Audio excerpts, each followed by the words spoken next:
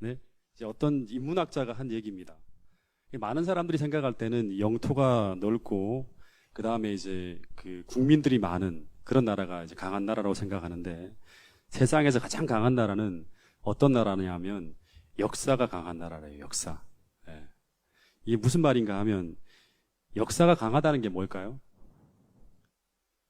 역사가 강하다는 말은 지나온 역사를 돌아보면서 역사를 연구하고 건전하게, 다시 말하면 건강하게 역사 속의 사건들을 비판해서 그 역사를 통해서 끊임없이 교훈을 배울 수 있는 나라.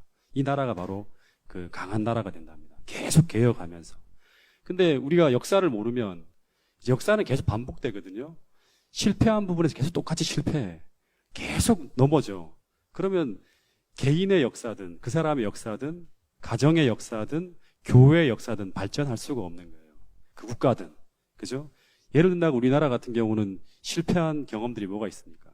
우리나라의 5,000년 역사 가운데 뭐 최근에는 6.25라든가 그죠? 그리고 조선의 멸망 그리고 그 앞에 있었던 세도 정치 뭐 이런 것들을 통해서 교훈을 삼고 계속 배워나가면 그걸 반복하지 않겠죠. 그죠? 근데 그런 똑같은 상황 속에 계속 빠져들어간다 그러면 그 나라는 발전을 못하는 거예요. 그래서 오늘 우리가 성경을 공부하는 것은 6,000년 동안의 역사거든요. 이게요. 구약의 역사, 신약의 역사, 다 역사입니다.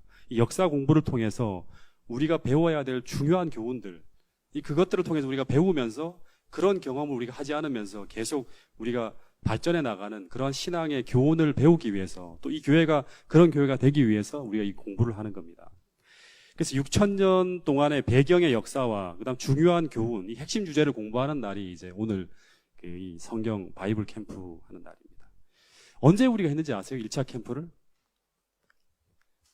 언제 했는지 아세요? 지금 세 번째 시간이죠. 첫 번째는 언제였죠? 네. 작년 8월에 1차를 했고요. 2차 캠프를 올 2월 달에 했습니다. 그리고 오늘 이제 세 번째 시간인데 이제 오늘로서 구약을 마무리하는 거예요. 한번 물어볼게요. 왜 이걸 합니까? 답답하게 아침부터 시작해서 계속 오후까지 공부하면 참 힘들죠. 왜 이 공부를 해야 됩니까? 성경을 미신처럼 맹신하거나 또는 어떤 한 사람에게 여러분들의 신앙을 의존하지 않기 위해서 하는 거예요. 다시 말하면 스스로 성경을 연구하고 공부할 수 있는 사람이 되기 위해서 이 공부를 하는 겁니다. 성경을 스스로 공부하려면 이 배경적인 지식이 없으면 성경은 스스로 공부하기가 힘들어요. 왜냐 그러면 성경이 몇 권으로 돼 있죠? 66권으로 돼 있죠. 이 66권이 단편 소설처럼 따로따로 주제를 가지고 있는 것이 아니라 이 성경 전체가 하나의 대화 소설이에요. 큰 역사의 흐름을 계속 이어가면서 다 연결돼 있어요. 그래서 이 역사의 흐름과 배경을 알지 못하면 왜 그 책에서 그 이야기가 나오는지를 알 수가 없어요. 예를 든다면 여러분 요엘서 이야기 읽으면 계속 회개하라는 말만 나오거든요. 근데 그 배경이 어떻게 되는지 모르면 이 메시지가 왜 나오는지 몰라요. 호세아서, 하박국서, 말라기서 이런 것들은 다 선지서예요.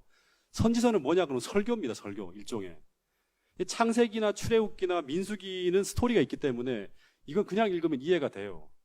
근데 요엘서라든가 호세아라든가 하박국이라든가 스바냐나 이런 것들은 선지자의 책망이나 선포만이 있는 거예요. 근데 왜 그 설교에 그 메시지가 담겨 있는지 그것을 알기 위해서는 배경을 알아야 되는 거예요. 특별히 그것을 모르면 이 선지자의 이야기를 공감을 못해요. 의미를 몰라요. 그러면 성경에 재미가 없어요.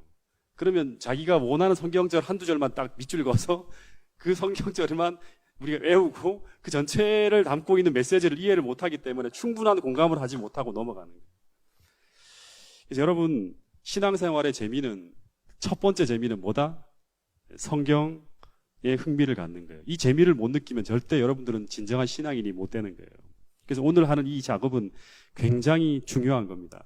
첫째 우리가 1차 바이블 캠프 때는 창세기부터 시작해서 어디까지 했냐 그러면 다윗까지 했습니다. 2차 캠프는 창세기부터 시작이 반복을 하는 거예요. 왜냐 그러면 여러분들 모르기 때문에 한 번에서는. 그래서 어디까지 했냐 그러면 열왕기까지 했습니다. 왕정시대까지 나갔어요. 오늘은 어디서부터 나가냐 그러면 왕정시대 때부터 시작해서 왕정시대가 좀 어렵다 그러더라고요. 그래서 한 번 더 하고 그 부분을 그리고 마지막 말라기까지 나갈 겁니다. 오늘. 자, 지금부터는 조금 메모도 하시면서 좀 공부하세요. 그냥 멍 듣지 마시고. 예. 그 나이 드신 연세 많으신 집사님들께서는 좀 힘들더라도 같이 참여하면서 한번 그래도 이해하는 부분까지만 따라와 주시면 감사하겠습니다. 자, 이제 조금 다르게 한번 볼게요. 성경을 보면 성경을 시대를 구분할 때 성경 시대의 획을 긋는 아주 중요한 인물들이 나옵니다. 지난번에 사건 중심으로 했죠. 오늘 인물 중심으로 한번 볼게요. 그 인물 중심으로 오늘 이제 그 성경의 시대를 한번 구분해 보면 제일 먼저 나오는 중요한 인물이 누굴까요? 아담이죠, 그죠? 아담은 언제적 사람인지 아십니까? 기원전으로 말하면 기원전 4,000년 정도의 사람입니다. 그리고 두 번째, 아담 다음에 세계 역사의 획을 긋는 중요한 인물을 꼽으라면 누굴 꼽을 수 있을까요? 두 번째 인물은 노아입니다. 노아. 이 노아는 언제적 사람이냐면 기원전 대략 여기서부터 여기까지 1600년 정도의 어떤 시간을 마이너스 하면 돼요. 그러면 대략 얼마입니까? 2400년 정도죠. 요 사이에 벌어진 사건이 뭐였죠? 생각해 보세요. 이 키워드를 가지고 한번 이제 성경 전체를 정리하는 거예요. 아담부터 노아까지 벌어진 사건, 창조, 타락, 그 다음에 노아 홍수, 세 사건만 기억하면 됩니다. 어떤 게 벌어졌지 한번 생각하시는 거예요. 그 다음에 이 두 사람의 공통점을 본다 그러면 뭘까요? 아담이나 노아나 공통점. 아담과 노아의 공통점이 뭐가 있을까요? 김용호 집사님, 아담이나 노아의 공통점. 네? 그렇죠. 네. 인류의 조상입니다. 인류의 대표예요. 아담이 인류의 대표였는데 이 인류의 대표를 통해 태어난 사람들이 다 엉망이야. 그래서 다시 시작해. 다 죽였어요. 죽이고 난 다음에 심판하고 난 다음에 새롭게 노아를 통해서 인류의 대표로 시조로 해서 이 사람을 통해서 역사를 다시 시작하는 거예요. 네. 아시겠습니까? 그 다음에 노아 이후에 이제 또 하나의 이제 사람을 또 인물을 찾는다면 어떤 사람이 나올까요? 노아 이후에 아브라함이죠. 아브라함은 역사를 본다 그러면 이 사람은 기원전 노아부터 시작해서 한 400년 정도 지나가면 돼요. 그래서 기원전 한 2000년경의 사람이에요. 2000년경. 근데 이 아브라함은 여기 이제 아담이나 노아는 인류의 대표지만 아브라함은 뭐의 대표죠? 하나님 이 사람을 통해 새롭게 역사를 시작하잖아요. 이제 인류가 다 타락하니까 이제 또 다 죽일 수 없잖아요. 다 심판할 수 없기 때문에 아브라함을 그 민족의 대표, 시조로 삼기도 하고 이 민족의 대표, 이스라엘 민족의 대표이기도 하지만 또 한편으로는 신앙인의 대표예요. 네. 다시 말하면 그 믿음의 시조예요. 그래서 이 사람을 통해서 이제 하나님께서는 이 사람을 통해서 하나님의 나라를 세우겠다는 계획을 가지고 흘러갑니다. 족장 시대죠, 이때부터. 그래서 요 사이에 벌어진 사건은 노아와 아브라함 사이에 벌어진 사건은 바벨탑 사건이 있었고 또 하나 민족이 나누어지고 이루어지는 그 이제 시기가 이제 벌어집니다. 그 다음 이제 아브라함 다음에 이제 또 한 사람을 한번 생각해 봅시다. 누가 있을까요? 아브라함 다음에. 예? 이제 역사를 여는 걸 생각하는 거예요. 뭐 이삭이나 이런 사람은 이제 그건 조그만 비슷한 사람이기 때문에 아니고 새로운 역사를 열어가는 사람. 모세입니다, 모세. 네. 모세는 이제 아브라함부터 얼마나 더 지나갈까요? 한 400년 정도 지나갑니다. 그러면 마이너스 1600년에 태어나서 출애굽은 언제 열리냐 그러면 1500년 전에 열려요. 출애굽이 기원전. 그러니까 우리는 재림교회가 믿는 출애굽은 16세기 출애굽서를 믿습니다. 그래서 한 1500년 전에 이제 모세가 등장합니다. 이 사이에는 이제 우리가 지난번에 배웠던 것 다섯 인물을 생각하면 돼요. 이삭, 아브라함, 그 다음에 야곱, 그 다음에 요셉, 유다 이렇게 이 인물을 통해서 사건들을 생각하면 돼요. 네. 근데 이 모세 부터 시작해서 저는 이 사람을 원래 안 집어넣고 싶은데 이제 역사를 구분하기 위해서 한 사람 더 집어넣는다면 여호수아를 집어넣을 수 있어요. 그 다음에 여호수아는 모세 이후에 한 100년 정도 기간밖에 안 걸려요. 이 사이에요. 그러니까 1400년경 사람이라 그럽니다. 그리고 모세부터 여호수아까지 이 기간은 한 100년밖에 안 되지만 정말 중요한 이야기들이 많이 발생합니다. 모세부터 여호수아 사이에 벌어진 이야기가 바로 출애굽 스토리입니다. 출애굽 스토리인데 이때 모세오경이 완성됩니다. 예. 다시 말하면 하나님 나라가 국가적으로 시작되는 거예요. 앞에까지는 족장 시대였지만. 그래서 이때 법이 만들어지고 백성이 만들어지고 영토가 이루어지는 과정이 이제 요 사이의 이야기예요.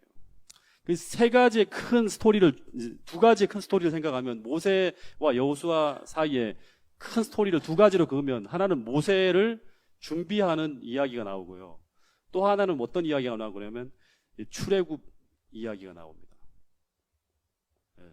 출애굽 이야기. 그래서 이 모세 이야기는 왕궁 이야기하고 그 다음에 미디안 광야 이야기인데 여기서 뭐가 만들어집니까? 미디안 이야기에서 창세기하고 그 다음에 욥기가 만들어지죠. 출애굽 이야기는 뭐죠? 열재앙, 홍해, 광야 기적이에요. 다시 말하 모세 준비는 모세가 해야 하는 일이고 출애굽 이야기는 하나님께서 일하시는 일이에요. 모세가 하나님이 이렇게 볼 수 있어요. 그래서 열재앙, 홍해, 광야 기적 전부 다 하나님이 만드시는 스토리죠, 그죠? 그 다음에 또 하나가 이제 시내산인데 홍해, 그 다음에 출애굽, 열재앙, 그 다음에 홍해, 그 다음에 시내산 이야기하는 시내산에서는 이제 우리가 아는 가장 중요한 것들이 만들어집니다. 뭐가 만들어집니까?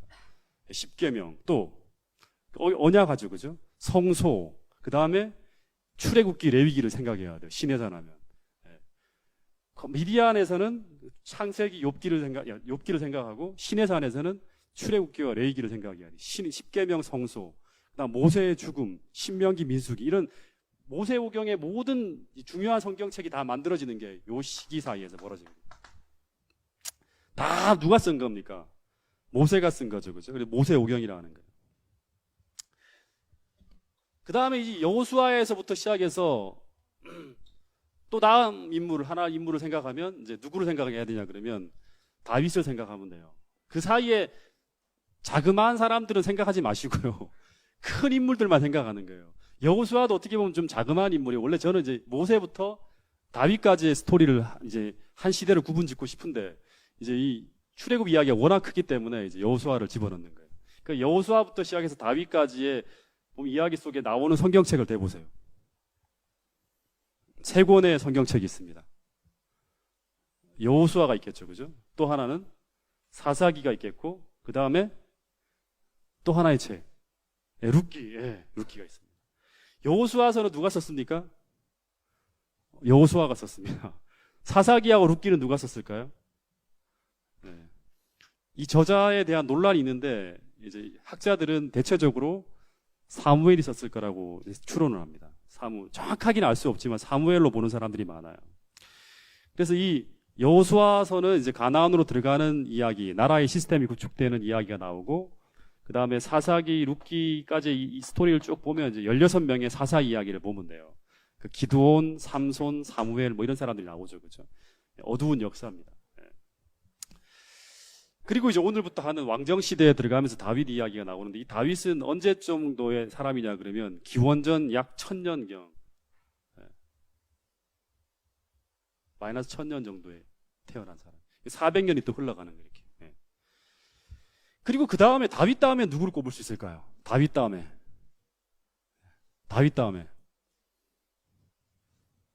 생각을 자꾸 해보세요. 다윗 다음에 누구를 꼽을 수 있을까요? 다윗 다음에는 예수님이에요, 예수님.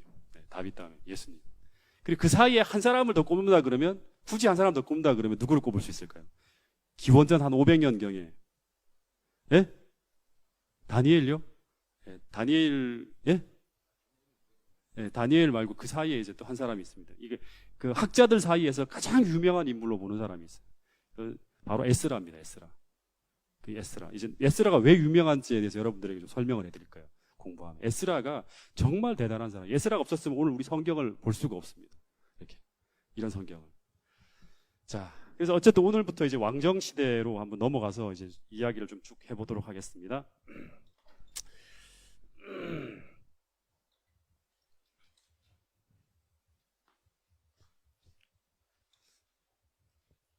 이제 어렵다고 지난번에 했으니까 좀 잘 들어보세요. 저도 이제 반복되고 좀 복잡한 이야기는 다시 지난번 방송을 통해 들으시고요. 오늘은 조금 간략하게 해서 좀 넘어가도록 하겠습니다.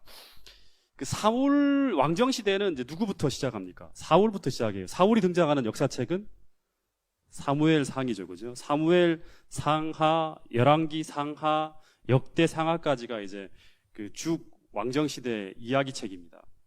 근데 이 사무엘상은 이제 정리하세요. 사무엘상은 다윗이 왕이 되기 전까지의 기록, 이렇게 이제 요약하면 돼요. 사무엘상은 다윗이에요. 다윗 주인공이 다윗이 왕이 되기까지 직전까지의 기록. 그 다음에 사무엘하는 다윗이 왕이 된 후부터의 이야기, 이렇게 보면 돼요. 사무엘하는.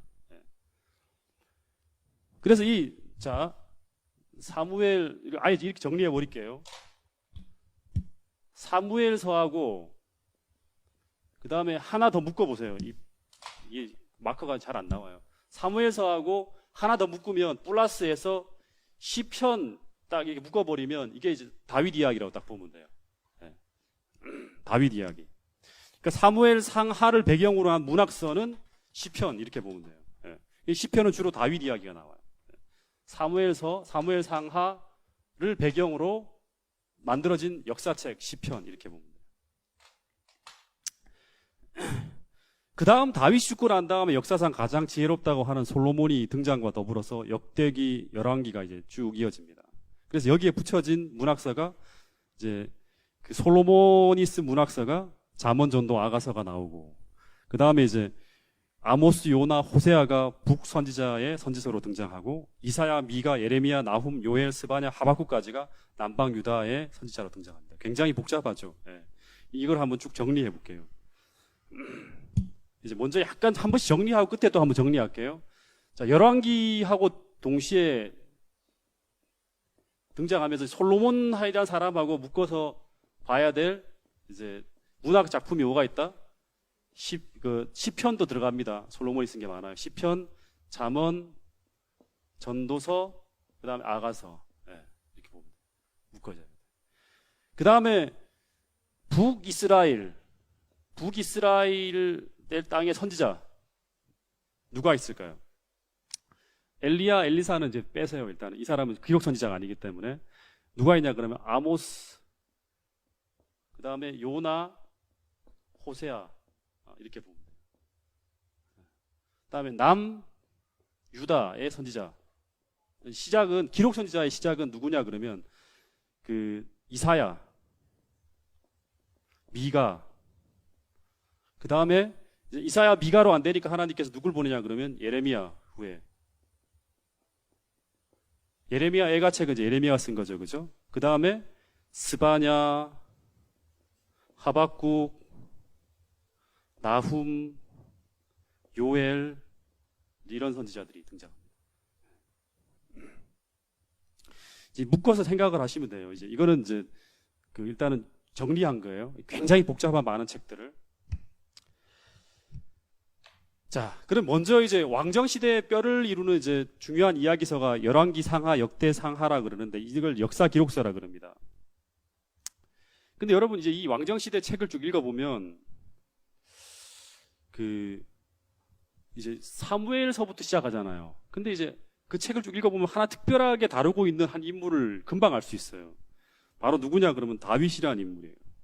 다윗이라는 인물은 열왕기서라든가 역대기에 등장하지 않아요. 그죠? 등장하지 않고 다윗 왕만 따로 어디에 등장한다? 사무엘서에 등장합니다. 다윗 왕만. 근데 이거는 뭘 말하냐 그러면 지난번에 얘기했던 것처럼 이 다윗은 무엇이다? 모든 왕들의 롤 모델이라는 거예요. 롤 모델이다. 자, 한번 여러분들에게 물어보겠습니다. 다윗이 특별하다는 건데 다윗이 유대의 왕이 되었을 때가 몇 살 때였다 그랬습니까? 혹시 기억합니까? 다윗이 유대의 왕이 되었을 때가 언제다? 지난번에 했던 거예요. 사무엘하 5장 4절에 보면 몇 살에 왕이 되죠? 그러니까 통일 왕국의 이제 왕이 되는 시점. 몇 살에 왕이 되죠? 사무엘하 5장 4절에 보면 30살에 이제 왕으로 올라갑니다. 그리고 한다 몇 년간 통치한다? 40년간 통치를 해요. 근데 지금 조미래 청년이 지금 우리 집사님이 나이가 몇이에요? 29? 거의 다윗이 왕이 될 때 나이입니다. 상상해 보세요. 이런 조미래 청년이 뭐가 되냐 그러면 하나님 나라의 왕으로 탁 등극하는 거예요. 왕이라 그러면서. 근데 이런 젊은 사람이 왕이 되었을 때 그 왕권을 여러분들이 인정해 줄 수 있겠습니까? 저 사람이 왕이라고? 예? 여러분들이 그 통치에 이렇게 머리 숙일 수 있겠어요? 30살짜리 왕이 딱 돼갖고. 조미래 청년이라 생각하면 돼요. 예, 조미래 청년. 되겠어요, 안 되겠어요? 저라 그러면 인정 못 합니다. 예. 뭐가 있어야 돼요? 그 사람이 그럴 만큼의 한 과거에 이력이 있어야 되는 거예요. 누구나 공감할 수 있는. 그래서 하나님께서 다윗이 그 왕이 되기 전까지 어떤 과정을 하냐 그러면 사울 밑에서 신하가 되어서 광야에 쫓기는 10년의 기간을 보내게 만들어요. 언제? 20대기. 그래서 이 고통스러운 이 광야의 경험, 다시 말하면 막 이제 이 사울의 밑에서 막 고난당하는 그 10년간의 경험이 다 뭐다? 시편이에요. 거의 뭐 대부분의 대다수의 글들이 여기서 다 실립니다. 사울에게 쫓기는 경험, 이런 경험들이. 그래서 이때 이 시편을 읽어보면 다윗은 두 가지 특별한 경험을 해요. 여러분 이것을 경험해야지만 여러분들이 그 미래의 하나님의 지도자가 될 수 있고 가정도 견고하게 이끌 수 있고 어떤 조직의 리더가 될 수 있는 거예요. 그 다윗이 이제 처음에 이 왕이 될 거라는 걸 어떻게 알죠? 어떻게 알죠? 예, 누가 기름 붓죠? 사무엘이 기름을 붓잖아요. 기름을 붓고 난 다음에 이 약속이 바로 성취됩니까? 성취가 안 돼요. 계속 기다려야 되면 돼요. 근데 그 10년 동안 평탄한 길을 걷습니까? 네 왕이 될 거야 한 다음에 보위대를 딱 붙여갖고 이 사람에게 이제 왕족처럼 이렇게 이제 이끌어가는 게 아니라 왕이 기름 부어지자마자부터 뭐가 오냐 그러면 바로 10년 동안 평탄한 길을 걸으면서 승승장구하고 고속 승진해서 왕의 위치까지 가까이 올라가는 게 아니라 완전 나락으로 떨어집니다. 이 왕의 직접적인 정적이 돼갖고 도망자로 살아가는 거예요. 그 고난 속에서 왕이 되기 위한 과정을 훈련받는 거예요. 여러분 이게 똑같은 패턴이에요. 아브라함의 경험도 있죠. 아브라함도 믿음의 조상이 되기 위해서 약속을 받고 난 다음에 어떻게 되죠? 기다리는 거예요. 굉장히 힘든 시간을 보내는 거예요. 요셉도 인류와 민족을 구원하기 위한 애굽의 총리가 되기 위해서 약속을 받고 난 다음에 기다리는 거예요. 모세도 이스라엘의 구원자가 되기 위해서 경험했던 게 다 똑같이 뭐예요? 이 광야 학교의 과정을 밟아 나가는 거예요. 이스라엘의 해방자가 되기로 약속을 받지만 자기 힘으로 안 되는 거예요. 그래서 나락으로 떨어지죠. 떨어져 어디로 갑니까? 광야로 가서 훈련을 받는 거예요. 모든 사람들이 다 인류의 위대한 믿음의 스승들은 다 그런 과정을 필연적으로 필수 코스로 다 거쳐가는 거예요. 그래서 모든 사람들이 경험해야 될 게 뭐냐 그러면 약속의 성취가 더딜지라도 어떻게 알아? 인내하며 기다리는 훈련을 받는 거예요. 이게 훈련 안 되는 사람들은 지도자가 될 수가 없어요. 하나님께서만. 왜냐 그러면 그 인내하고 약속이 더딜지라도 그것이 이루어지기까지 계속 견뎌내는 그 믿음이 있어야지만 뭐가 되냐? 믿음에서 믿음으로 성숙해 가면서 뭐가 되냐 그러면 그 사람이 하나님의 지도자로 딱 세워질 수 있는 그러한 모습으로 갖추어져 가는 거예요. 그게 딱 세팅이 되면 그 다음에 하나님이 어디로 가냐 그러면 이제 왕으로 세우는 거예요. 그 학교가 졸업할 때가 뭐냐 그러면 졸업하는 것이 언제냐 그러면 그 고난이 끝나는 거예요. 다시 말하면 기다렸던 그 약속이 성취되어지는 거예요. 그때 왕이 되는 거예요. 그래서 이 왕이 된다는 것은 이제 눈에 보이는 하나님이 왕이 되도록 길을 열었다는 것은 눈에 보이는 이제 왕이 될 수 있는 환경이 만들어지는 것이기도 하지만 또 한편으로는 다윗의 모습 속에 뭐가 있다? 믿음이 완성되어졌다는 거예요. 왕으로서의 믿음이.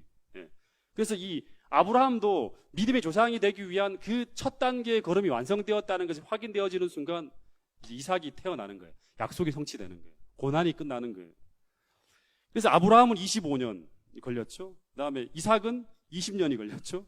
그 다음에 야곱은 뭐예요? 야곱은 훨씬 더 오래 돕니다. 훨씬 더 오래 돌아요.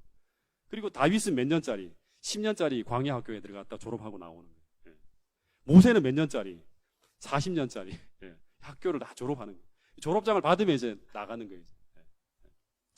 이게 패턴이라는 걸 보니까 오늘 나에게도 여러분들 이런 고난이 있습니까? 힘든 경험을 하고 있습니까? 그러면 이게 고난의 학교에 들어간 거예요. 이걸 잘 견디면서 믿음에서 믿음으로 여러분의 품성이 성숙되어진다 그러면 하나님께서 이 고난의 학교가 끝나는 그 지점에서 뭘 연다? 여러분으로 하여금 다시 새로운 길을 열어간다는 거예요. 두 번째는 이제 다윗이 어떻게 믿음의 성숙을 이루어가는가? 그 과정을 통해서 이제 제가 생각한 게 상상력으로 생각한 거예요.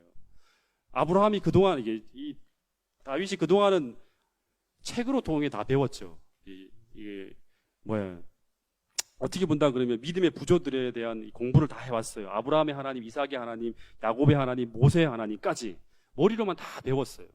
근데 그 하나님을 비로소 어디에서 이 고난의 시간들을 통해서 신앙으로 체험하게 돼요.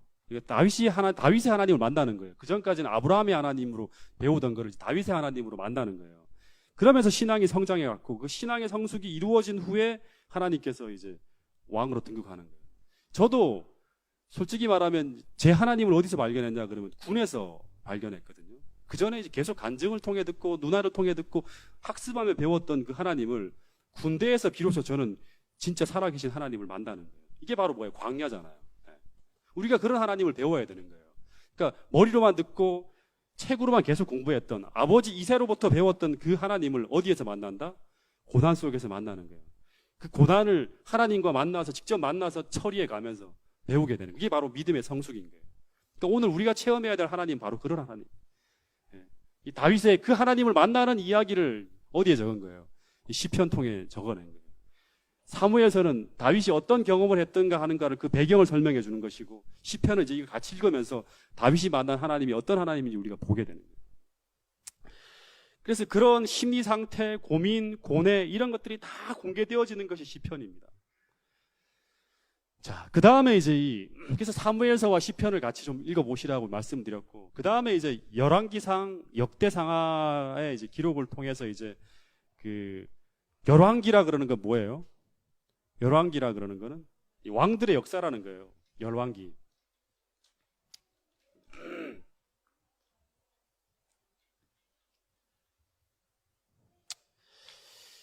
그 열왕기서와 역대서의 차이를 여러분들 아십니까? 몇 번 얘기했는데 이제 지은이 한번 혹시 설명할 수 있겠어요? 열왕기서와 역대기 똑같이 이스라엘 역사인데 왜 똑같은 걸 반복했는가?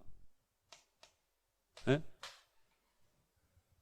쓸데없이 뭐 똑같은 이야기 반복에 막 나와요. 그러면 이거 도대체 왜 썼을까? 잘 이해 안 되시죠? 네. 왜 한 권은 빼야지? 왜? 안 그래도 읽어보면 성경 통독하는 게 힘들어 죽겠는데 같은 이야기가 똑같이 반복돼 나오는 거예요. 열왕기와 역대기의 차이를 아세요? 네? 정진이 집사.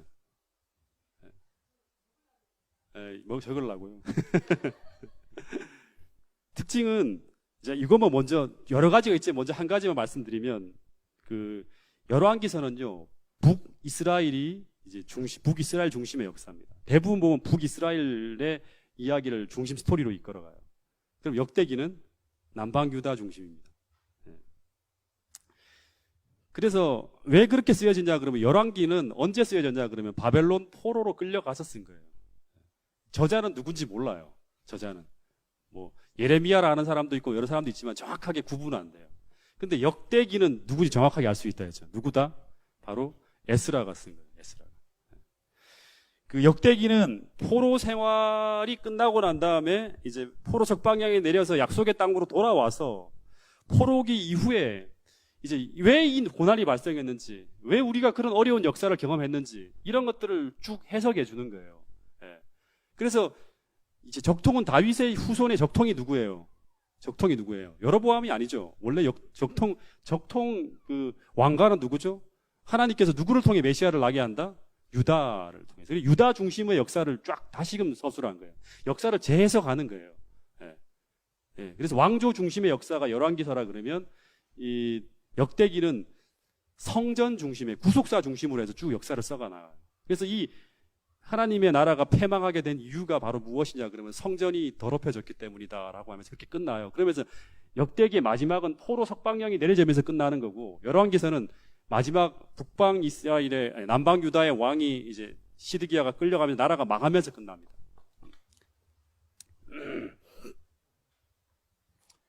자, 이해되시죠? 예. 자, 이제 다시 한번 좀 설명을 하면 이제 열왕기서는 이제 여러분 읽어보면 다윗의 길을 따라라는 말이 굉장히 많이 나와요. 다윗의 길을 따라서 이 왕이 행했다 그러면 그 나라는 이제 그 시대는 성공한 시대예요. 그래서 이 모든 이 왕정 시대에 따라야 될 롤 모델은 누구다? 이 다윗이에요. 다윗은 그리스도를 표상하기 때문에 모든 왕들은 다윗처럼 살아야 돼요. 다윗처럼 산다는 걸 한마디로 요약하면 하나님 말씀을 주야로 묵상하며 시편 1편에 다윗 썼죠. 그죠?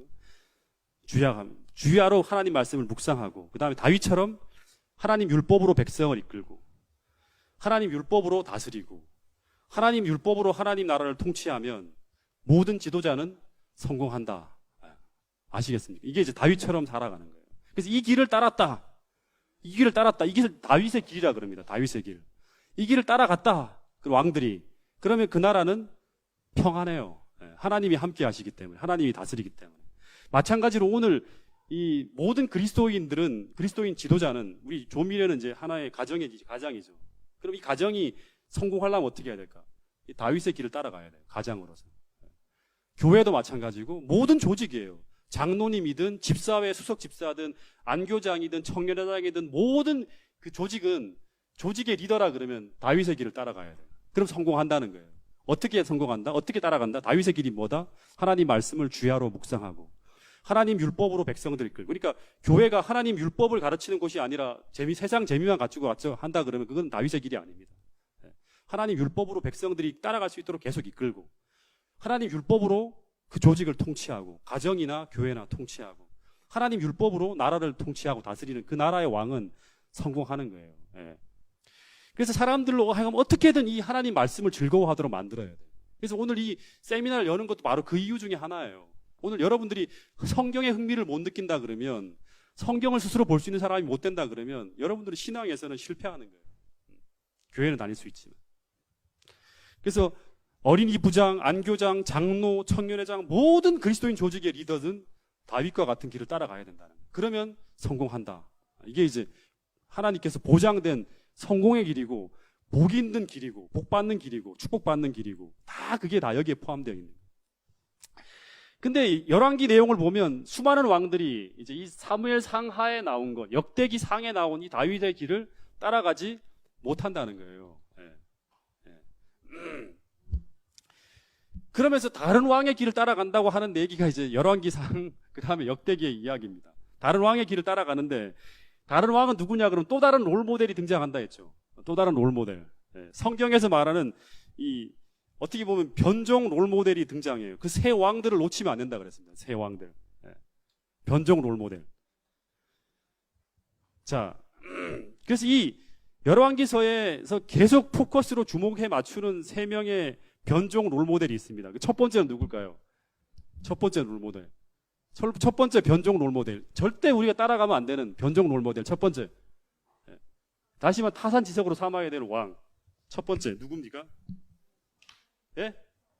사울은 다윗 이후기 때문에 이제 생각할 수 없고요. 사울은 아예 제껴진 거예요. 그 사람은. 첫 번째 솔로몬이에요. 이 솔로몬은 변종 롤모델 1호입니다.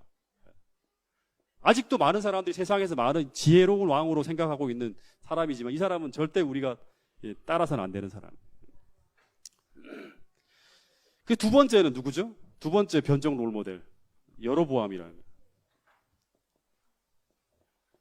세 번째 변종 롤모델은 누구죠?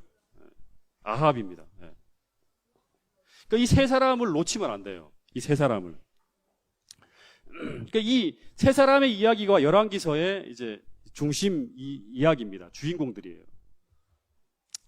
먼저 이제 이 솔로몬 이야기를 잠깐 보면 이 다윗이 죽고 난 다음에 등장하는 이제 첫 번째 왕이죠. 이 사람 때문에 이제 나라가 망하는 거예요. 어떻게 보면 이 솔로몬의 등장으로 말미암아 이스라엘 나라가 망하게 되는 하나의 영향을 크게 미치는 왕이 바로 솔로몬이에요. 왜냐 그럼 이 사람이 그 어떤 행적이 있잖아요. 그 행적이 많은 유다 왕들이 모방하고 싶어 했거든요. 그러면 실패하는 거예요. 이제 이 세 인물은 어떤 사람이냐 그러면 첫 번째 특징은 다윗의 길에 반하는 길을 걸어갔던 사람이고 첫 번째는 다윗의 길을 반했어요. 다른 길을 만들어냈어요. 이 사람들은. 두 번째는 뭐냐 그러면 이 사람들이 세 사람 다 성공했다는 게 이제 문제예요. 실패하면 문제가 없어요. 성공했다는 왕들이 잘못된 롤모델로 만들어졌다는 거예요. 세상적으로는. 그 솔로몬은 처음에는 되게 신실하게 살아가죠. 이 왕을 이제 성전을 만들기 전까지는 되게 신실하게 살아가요. 근데 이제 처음에는 왜 그렇게 살아가냐 그러면 정치가 불안정했기 때문에 자신감이 없었기 때문에 하나님을 의지하면서 막 1,000번째 드리면서 하나님을 의지해 나가다가 성전을 딱 드리고 나니 봉헌하고 난 다음에 예루살렘 예루살렘 성을 다 짓고 나니까 너무 화려한 거예요. 안정이 된 거예요, 이제. 모든 사람들의 칭송이 이제 솔로몬에게 쏟아지고 세상적으로도 이제 막 굉장한 어떤 그런 이제 유명한 왕이 됩니다. 그러면서 나라가 부강해지면서 이 국가적 번영이 누구가 아니라 하나님이 아니라 스스로의 지혜에 있다고 착각하기 시작하면서 마음을 다해서 하나님을 의지하지 않고 하나님을 인정하지 않는 일을 해요. 그게 바로 뭐냐면 정략 결혼. 두 번째는 외국과의 정치적 동맹. 그 다음에 외교적 목적으로 우상 숭배를 도입해요. 그러면서 어떤 일이 벌어지냐면 나라가 점점 더 부강해지는 것처럼 나타나요. 그리고 난 다음에 나중에는 이제 12지파, 하나님이 만든 12지파 시스템을 다 무너뜨리고 중앙 집권적으로 세상 왕들처럼 자기에게 권력을 모으는 그런 어떤 일까지 벌이는 거예요. 그러면서 나라가 망했습니까? 나라가 망하면 이제 이 사람의 길 안 따라가겠죠. 망하지 않고 겉들이 국민들이 쩔쩔매면서 왕을 쫓아가는 거예요. 예. 근데 이 뿌린 씨앗이 당대에는 안 나타났지만 이 뿌린 씨앗으로 말미암아 열매가 맺혀져서 누가 큰 타격을 받습니까? 예. 누가 큰 타격을 받죠? 그 다음에 자기 아들 누구죠? 이름이 뭐예요? 르호보암이 잘못해서 성경 잘못 읽으면 르호보암이 잘못해갖고 잘못된 결정으로 말미암아 나라가 분열되는 것처럼 보이지만 실제로는 그게 아니라 이 솔로몬 때부터 누적되어진 이 솔로몬 왕조에 대한 불만 이런 것들을 이제 나이 드신 분들이 와갖고 이제 막 얘기를 하는 거예요. 바꿔달라. 이렇게는 못 살겠다 그런 거예요. 근데 내가 솔로몬보다 더 무섭게 너희를 다스리겠다 하면서 이렇게 확 이제 나라가 쪼개지는 거예요. 실제로는 이 솔로몬이 뿌린 씨앗으로 말미암아 나라가 분열되는 거예요. 이건 대재앙이거든요. 이스라엘 나라가 10개의 이 시스템으로 해서 한 나라로서 뭉쳐서 외침에 대항을 하고 공격을 모아야 되는데 그게 아니라 이제 이 북방 이스라엘과 남방 유다가 분열되어지는 직접적인 어떤 그런 이 재앙을 일으킨 왕이 바로 누구냐 그러면 바로 이 솔로몬이에요.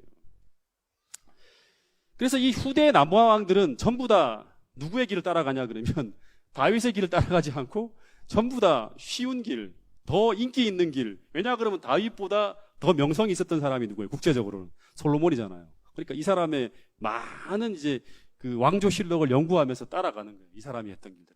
흉내를 내고 따라가는 거예요. 그래서 실패한 모든 남방 왕들이 이 솔로몬 때 길을 따라간 모든 왕들은 다 실패했습니다. 여러분 제가 지난번에 이제 이런 말씀을 드렸죠. 그 상하이 임시정부 기념관 1층 오른쪽 벽에 보면 이 백범 빙구 선생이 친필로 쓴 하나의 글이 있습니다. 제가 이거를 옛날엔 지금은 사라졌더라고요. 현충원에 갈 때마다 읽고 명상을 해요. 정말 좋은 명언이다. 이 뭐예요? 그 내용이 뭐죠? 눈 덮인 들길을 걸어갈 때는 이리저리 함부로 걷지 말라. 눈 덮인 길을 처음 걸어갈 때는 이리저리 함부로 걷지 말라는 거예요. 왜냐하면 오늘 내가 딛고 간 발자국은 뒤에 따라오는 사람에게 뭐가 된다? 이정표가 되기 때문이다. 참 중요한 말이에요. 여러분 오늘 우리가 살아가는 모든 길은요. 여러분들이 걷는 그 길은 다 누가 따라가요? 여러분 후배들, 여러분의 아들, 딸들, 이 교회의 어린 모든 학생들이 여러분들의 신앙을 보면서 따라가는 거예요. 이렇게. 하나의 어떤 족적이 되는 거예요. 그러니까 여러분 우리가 함부로 살아서는 안 되는 거예요. 특별히 솔로몬은 자기 인생의 이런 마지막에는 회개하고 돌아왔죠. 회개하고 돌아왔지만 이 사람이 끼친 그 흔들리는 그 길이 얼마나 많은 사람들에게 나쁜 영향을 미쳤는지를 나중에 이제 후대의 역사를 통해서 이 평가를 받는 거예요. 그래서 여러분 솔로몬이 인생 말년에 회개하니까 이제 뭐를 합니까? 내가 정말 잘못 살았다 하면서 후대의 반면교사로 삼아주기를 바라면서 기록한 책이 바로 뭐다? 전도서예요. 후대 다 늙어갖고 이제 내가 이렇게 살면 잘못 살았다 하면서 이렇게 내 신앙생활은 실패한 인생이다 하면서 후대 반면교사로 삼아라 하면서 기획한 책이 바로 뭐냐면 기획 시리즈 1편이 바로 뭐예요? 전도서입니다. 그 내용을 보면 뭐예요? 내용이 굉장히 많은 이야기가 나오지만 간단하게 보면 따라하지 말라고 하는 거예요. 따라하지 말라고. 그리고 뭐라 그래요? 다 헛되고 헛되다 하는 거예요. 헛되고 헛되다. 그리고 뭐예요? 나처럼 늙어서 말고 청년의 때에 뭐를 기억하라? 창조주 하나님을 기억하라는 게 바로 그 전도서의 핵심 메시지입니다. 그러니까 여러분 얼마나 서글픈 글이에요. 그러니까 사람들은 뭐라 그럽니까? 나도 그러면 다 경험해 보고 난 다음에 한번 이처럼 얘기해 보겠다 하면서 끝까지 따라가는 거예요, 사람들이. 그리고 그 전도서는 솔로몬의 반성문이라 생각하면 돼요. 반성문. 그리고 그 참회하면서 내린 한 결론이 뭐냐 그러면 조금 더 유식하게 말하면 최고의 선은 내가 누렸던 그 인간의 부나 명예나 인생의 쾌락이 아니라 하나님을 경외하는 삶에 있다는 것이 또 하나의 결론입니다. 여러분 이 글을 여러분 따라 경험하지 마시고요. 조금이라도 더 젊을 때 이 하나님의 말씀을 이 솔로몬의 인생을 반면교사로 삼아서 그렇게 살 수 있는 여러분과 제가 되기를 간절히 바라겠습니다. 그리고 조금 더 젊었을 때 기록한 책이 뭐다? 바로 잠언서예요. 잠언서. 이 잠언은 이제 기억하십니까? 제가 얘기했던 거. 이 잠언은 솔로몬의 이름으로 나온 것이지만 실제로는 솔로몬이 가르쳤던 가르침이라고는 볼 수 없다 그랬어요. 솔로몬이 가르쳤던 가르침이지만 솔로몬이 이 잠언대로 살지 않았기 때문에 솔로몬이 경험했던 건 아니에요. 그렇죠? 네. 실제로는 이 잠언서에 담겨 있는 모든 내용들은 다 누구의 가르침이다? 실제로는 바로 다윗의 가르침이에요. 다윗의 가르침. 그러니까 솔로몬은 자기가 이 잠언서에 나온 대로 살지 못해요. 청년의 때. 다 뭐예요? 아버지로부터 배운 거예요. 그러니까 실제로는 다윗은 고난을 통해 다 체득한 거예요. 그것이 무엇인지에 대해서. 그래서 실제로는 이 잠언서의 내용은 다윗의 경험에 훨씬 더 잘 들어맞아요. 이렇게 쭉 사무엘서랑 같이 잠언서를 비교해서 보면 전부 다 다윗의 생애예요. 그래서 잠언서의 주제가 뭡니까? 지혜죠, 지혜. 이 지혜인데 지혜라는 것은 이제 그냥 쭉 다 읽어보면 하나의 여러분 하여튼 키워드로 정리를 해야 돼요. 지혜란 무엇인가? 막연하게 몰라 막 이렇게 횡설수설하는 게 아니라 지혜라는 것은 단순하게 말하면 신약부터 다 정리하면 지혜는 한마디로 말하면 믿음이에요. 믿음이에요.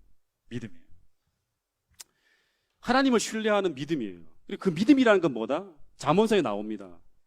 마음을 다하고 뜻을 다하고 목숨을 다해서 하나님을 신뢰하는 것인데 그 하나님을 신뢰라는 것은 뭐다? 스스로 지혜롭게 여기지 않는 거예요. 스스로 지혜롭게 여기지 않는 거예요. 또 하나는 자기의 명철과 지혜를 포기하는 것. 그것이 바로 여호와를 경외하는 삶이고 그것이 바로 곧 지혜로운 삶이라고 얘기하는 거예요. 근데 솔로몬은 자기의 지혜를 의지했죠. 자기의 방법대로 살아간 거예요. 그게 실패하는 거예요. 그리고 이제 또 하나 솔로몬이 쓴 책이 바로 뭐다? 이제 연애하면서 쓴 책인데 그것이 갑자기 성경이 돼버렸어요. 아가서예요, 아가서. 그러니까 이거를 통해서 뭘 보여주냐 그러면 하나님이 교회를 얼마나 사랑하는지를 보여주는 거예요. 그걸로 딱 기획된 작품이 아가서입니다. 자, 그래서 또 하나 정리해 볼게요. 문학서가 이제 이걸 지혜 문학서라 하는 책들이 만들어지는데 다윗과 솔로몬이 지혜 문학서를 다 썼어요. 그러니까 되게 똑똑한 사람들이죠. 다윗이 쓴 지혜 문학서 뭐가 있다? 시편이 있다. 솔로몬이 쓴 지혜 문학서가 뭐가 있다? 시편, 잠언, 전도, 아가서예요. 전부 다 문학 작품입니다. 그리고 또 하나의 지혜 문학서가 하나 더 있어요. 또 하나의 지혜 문학서. 여기 하나만 더 포함시키면 됩니다. 지혜 문학서로 한 권 더. 이걸 맞추시는 분이 계실까요? 한 권 더 지혜 문학서. 모세가 쓴 지혜 문학서가 하나 더 있습니다. 예? 욥기. 그래서 이게 시편, 잠언, 전도, 아가, 욥기까지를 가지고 우리는 지혜 문학사라 그래요. 문학사라 그래요. 문학사. 자, 한 5분만 조금만 더 하고 좀 정리를 하도록 하겠습니다.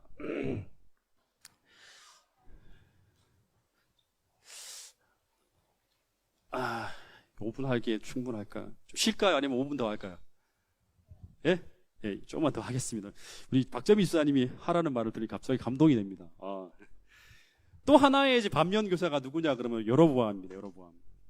여로보암의 삶은 솔로몬은 남방 유다의 롤모델이고요.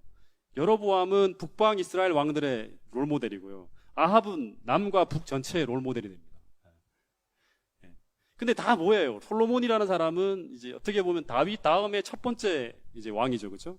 그리고 여로보암은 그 북방 이스라엘의 첫 번째 왕이에요. 그러니까 첫 번째 단추가 다 잘못 끼워지는 거예요. 그러니까 다시 말하면 치명적이죠, 이거는. 그럼 이 두 왕이 뿌린 이 씨앗이 여로보암의 열매가 어디로 이제 꽃이 피냐 그러면 아합으로 꽃이 핍니다. 여러분 바이러스가 어떻게 되죠? 계속 그 길을 따라가고 딱이 전염되고 하다 보면 변종 돌연변이가 생기죠. 그 최악의 변종 돌연변이가 바로 뭐냐 그러면 아합입니다. 원래 이렇게 가야지만 되는데 갑자기 이제 이 솔로몬이랑 이상한 이 변종 바이러스가 만들어지고 그 다음에 이 여로보암이라는 변종 바이러스가 만들어지더니 이게 감염되고 탄생시킨 괴물이 바로 뭐냐 그러면 아합입니다. 원래 하나님 나라잖아요. 하나님 나라 왕 같지 않은 왕이 등장하는 거예요. 이상하다가 괴물이 나온 거예요. 그게 바로 뭐냐 그러면 이 아합입니다. 그래서 이제 한번 여러분들 책을 제가 한 이야기를 들으면서 책을 보시면 여로보암의 삶은 후대 북방 이스라엘의 왕들의 롤모델이 됐다는 기록이 나옵니다. 그리고 많은 왕들이 이 여로보암의 길을 따라가다가 멸망했다고 기록해요. 열왕기상 15장 13절에 34절에 보면 바이사가 여호와 보시기에 악을 행하되 여로보암의 길로 행하며 하고, 열왕기상 16장 19절에는 시므리가 여로보암의 길로, 그 다음에 열왕기상 16장 26절에는 오므리가 여로보암의 길로 행하며, 그 다음에 아이사가 여로보암의 길로 행하며, 그러니까 수많은 왕들이 다 여로보암의 길로 행했다는 말이에요. 여로보암의 길로 계속. 그래서 여로보암의 길로 행했다는 말은 뭐예요? 이 말은 곧 다시 말하면 그 수많은 왕들의 롤 모델이 바로 뭐다? 여로보암이라. 다윗의 길로 행했다는 말이 아니라 여로보암의 길로 행했다는 말은 롤 모델이 됐다는 말이에요. 그러니까 다시 말하면 이건 뭐냐고, 이 사람이 살았던 그 인생이 많은 사람들이 닮고 싶은 무언가가 있었다는 말이죠.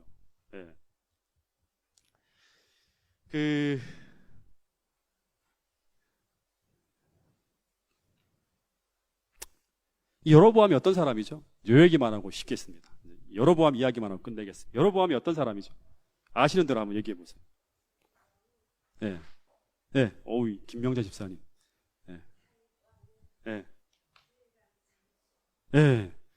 이 여로보암이 이제 다윗 왕 밑에 있었던 아주 신하였어요. 그러니까 강력한 리더였어요.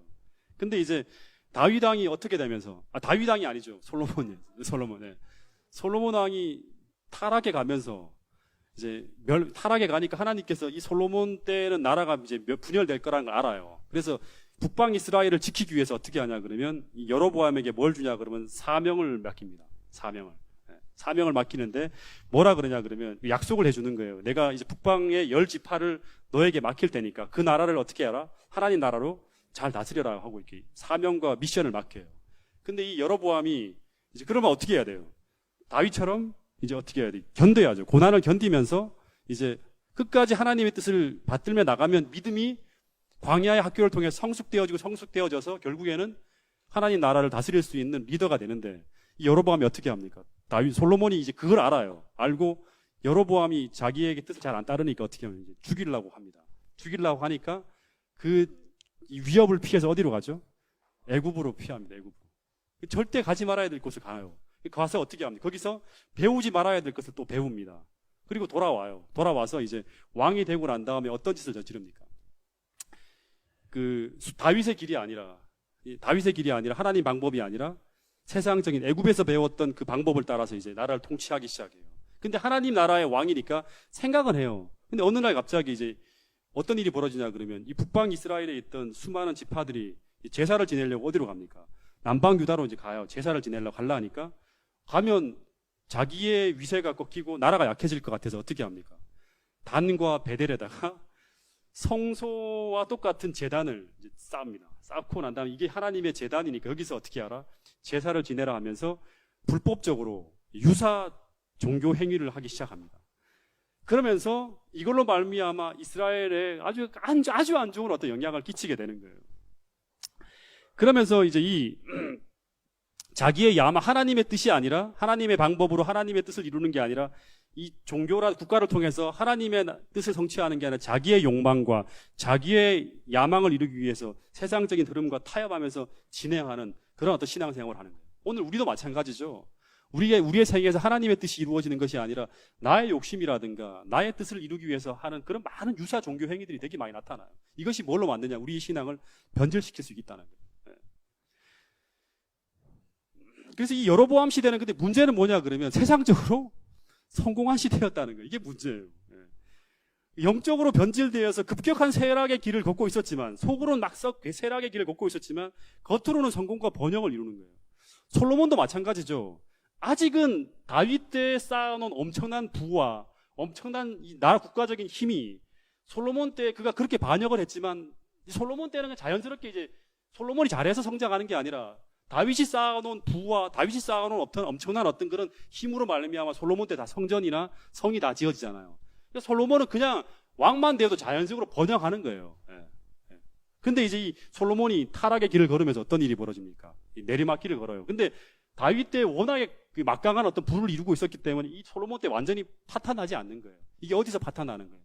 그 이후에 파탄나는 거예요. 근데 이거를 영적으로 분별하지 못한 많은 후대 왕들이 솔로몬을 모방해 따라가다 다 망하는 거예요. 그 다음부터는.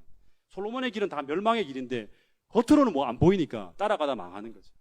똑같이 여로보암도 마찬가지로 이 다윗의 길을 따라가야 되는데 이 서로 여로보암 시대는 아직까지 다윗이 이룬 그런 엄청난 어떤 부의 영향으로 말미암아 완전히 급격한 쇠락의 길을 걷지 않아요.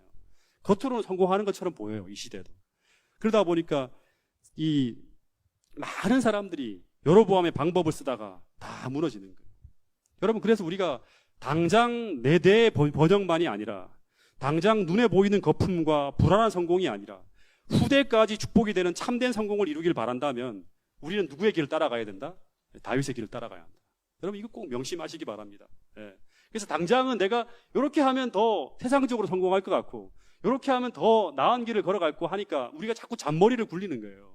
인간적인 이 지혜를 쓰는 거예요. 그러다 보면 필연적으로 어떤 일이 벌어지냐 그러면 내 때에는 어떻게 근근히 버티지만 그 후대에 큰 타격을 받는 이런 이야기들이 참 많죠. 내가 네 대에서는 그런 일을 이루지 않겠지만 그 씨 뿌린 씨앗이 반드시 어떻게 된다? 후대에 큰 어려움을 당하는 일이 벌어진다는 거예요.